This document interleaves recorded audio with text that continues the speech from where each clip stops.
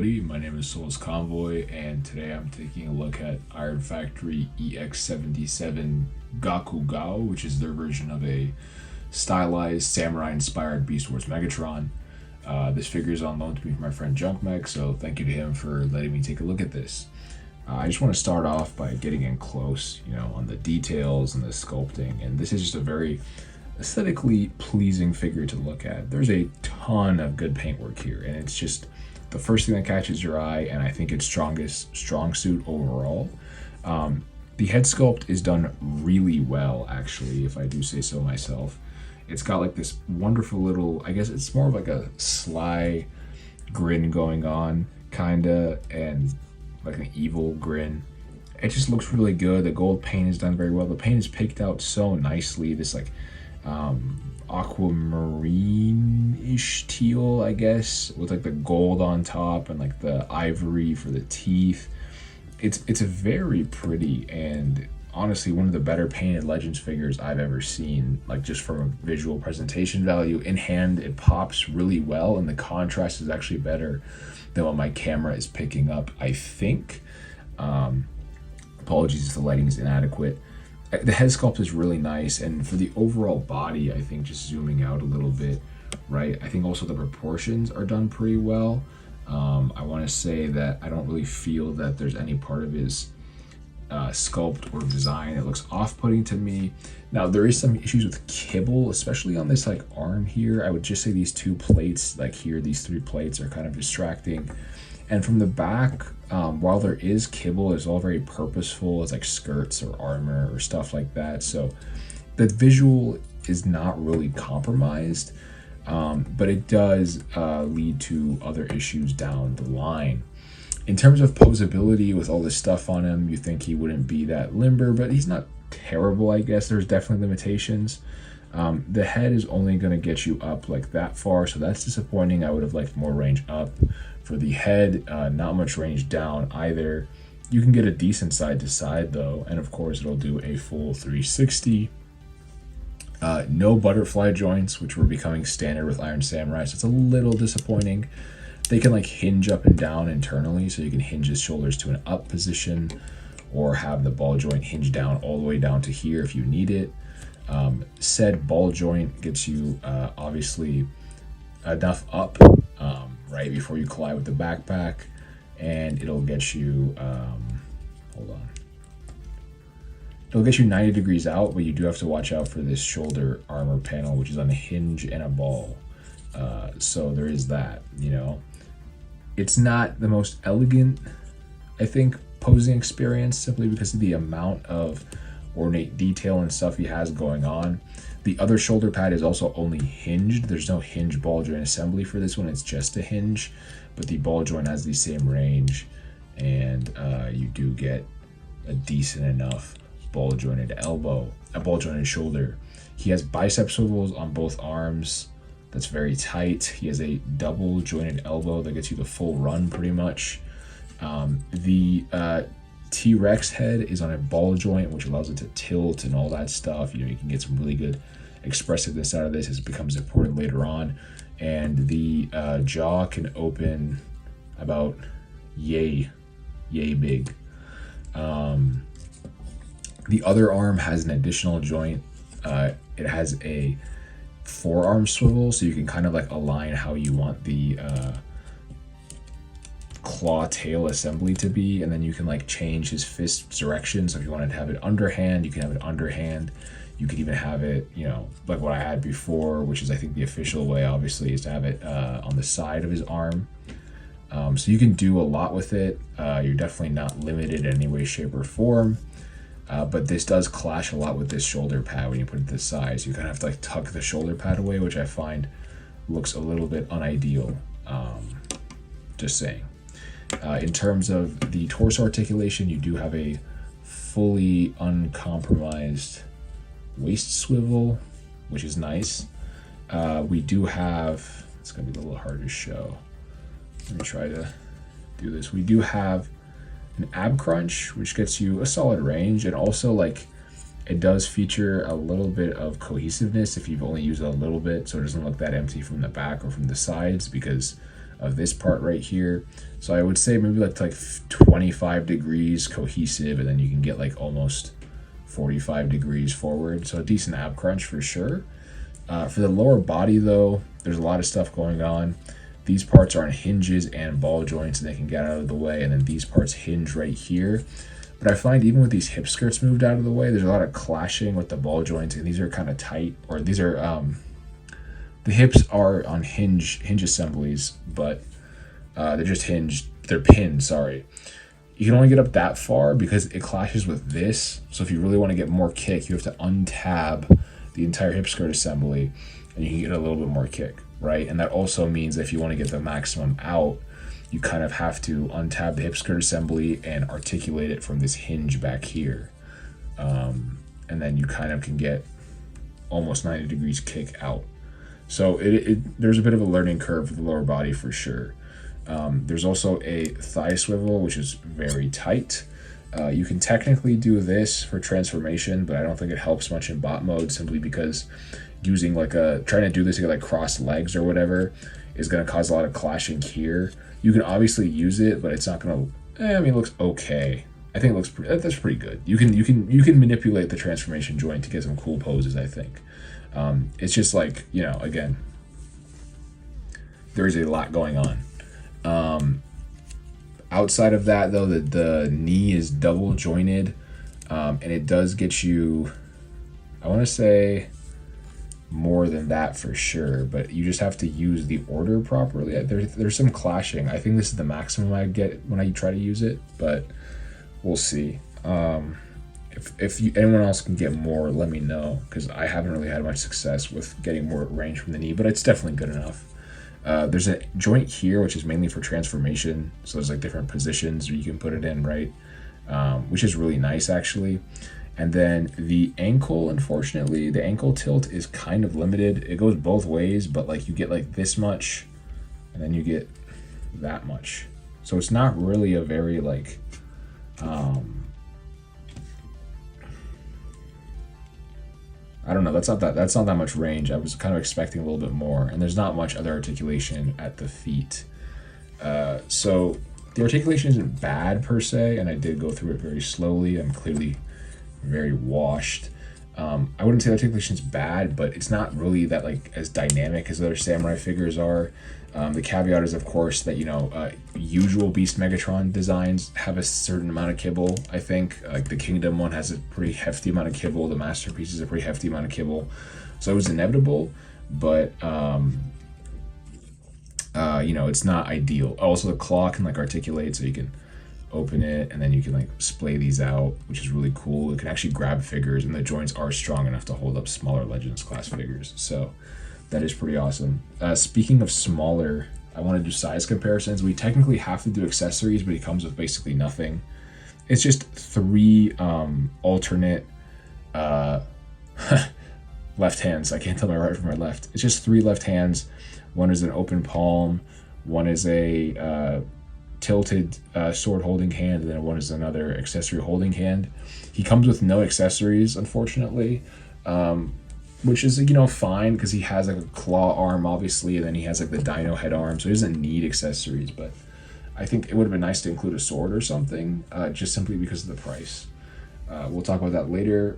For size comparisons, I wanted to start with some Iron Factory figures, which is going to highlight one of my issues with this guy. Here he is next to Samurai Inferno. And here he is next to Samurai Red Alert. And these are not large figures. And he's not that much bigger than they are. Inferno is like $30 to $35. This guy's like $58.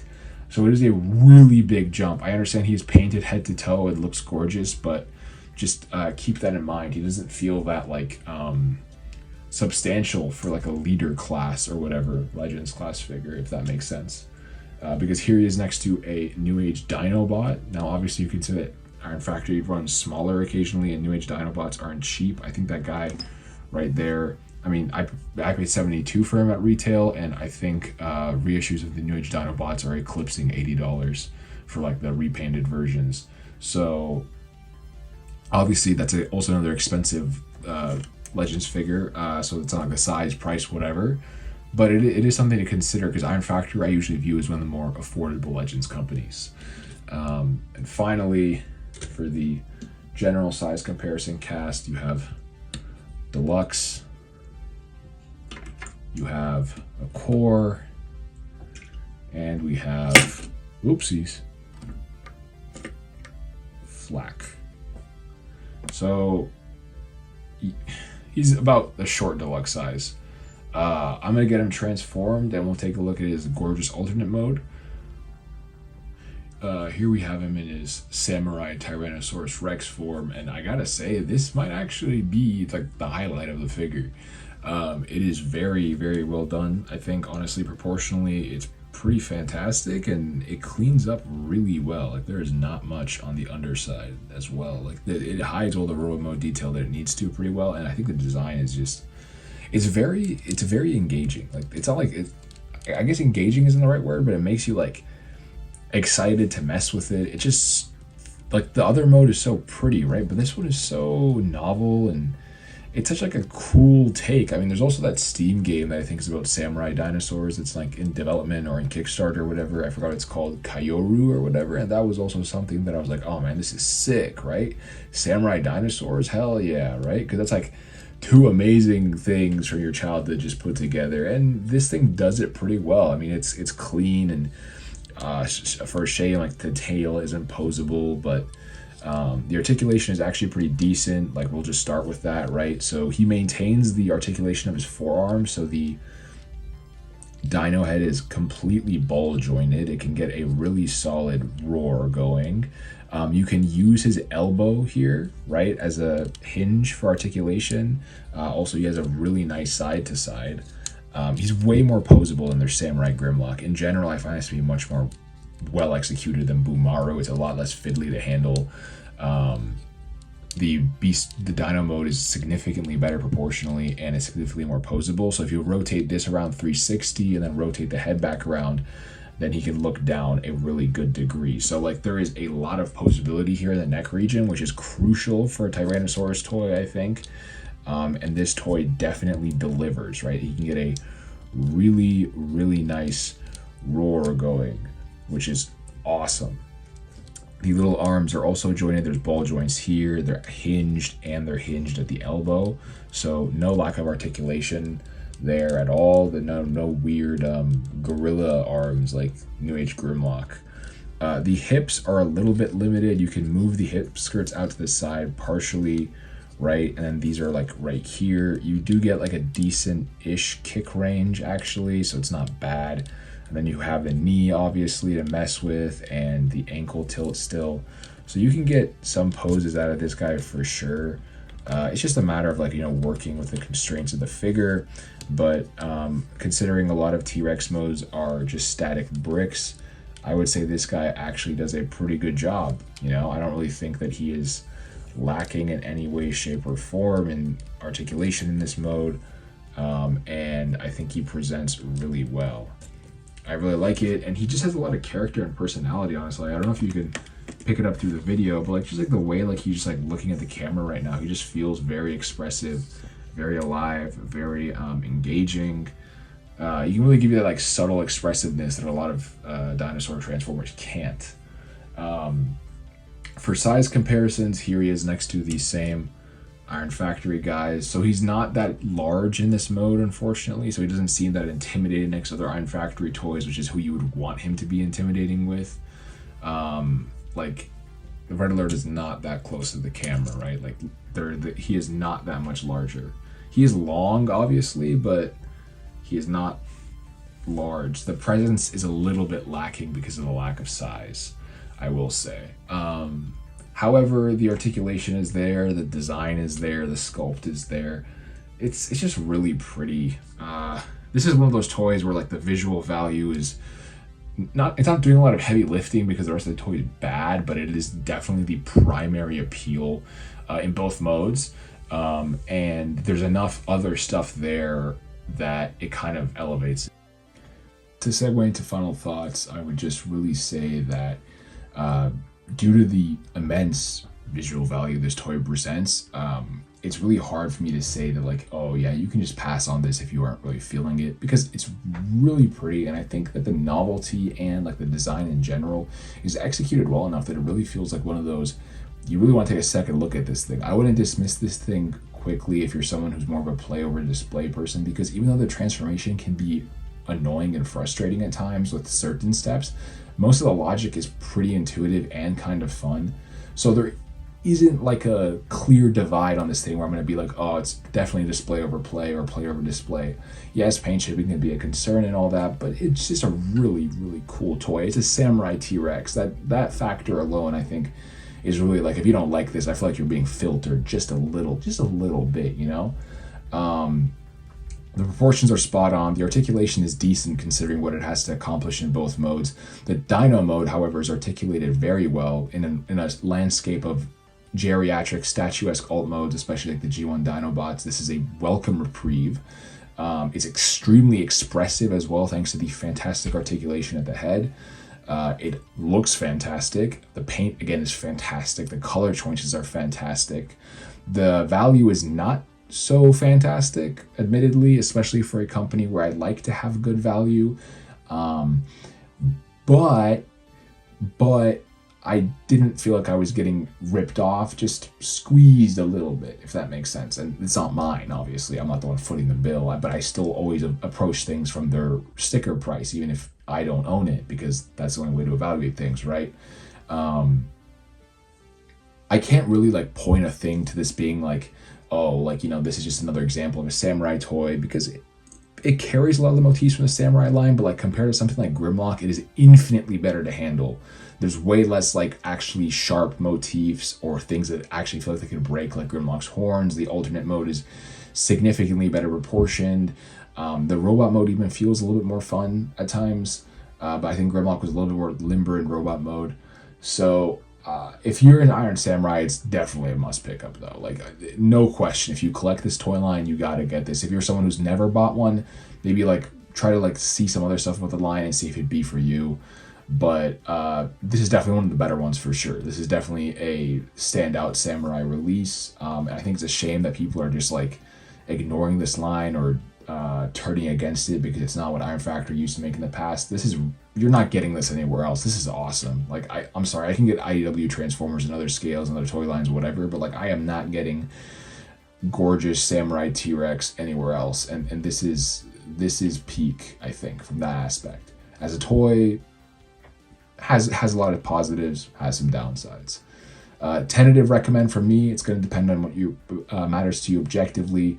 Hopefully I was able to like illustrate, you know, the strengths and weaknesses in certain areas, and you can like make your own decision from there, whether what I have presented meets your personal standards. After all, that's the point of this thing, right? It's not for me to impose my opinion on you, but rather to show you how I reached my opinion based on what objective qualities, and then you can scale those objective qualities to your personal standards. Never just take a reviewer for their word as like, oh, he said it's bad, so it's bad. Why did he say it's bad? Would that be bad to me? Would that be good to me? You know what I'm saying? Like, some person out there might have a very different, like, for example, me and a certain other reviewer might have very different tastes, right? He might hate a toy, I might love a toy, and they might be for the exact same reasons. So that's always something to consider. Again, that's what I'm saying here, tentative recommend. It's not one of those where I feel like it's so good that I think you just transcend your personal standards and buy it regardless. And it's not so bad that I think that if you like parts of it, you won't enjoy it. So again, tentative recommend from me. Sorry for the obscene yap. I haven't done one of these in a while and wanted to get some thoughts out of my system. I'll try to be more consistent with my uploads now that my schedule is freed up a little bit, but it all depends on what's out and what I feel like doing it. Regardless, I really appreciate everyone who, you know, tunes in to my videos, people who have loaned them in the past. Thank you, Junkmech, for loading this figure. People in the Discord server, which I'll have linked in the description. I really appreciate it. You guys make the hobby fun. It would be lonely without you, right? That's it for me, guys. So Souls Convoy, peace out.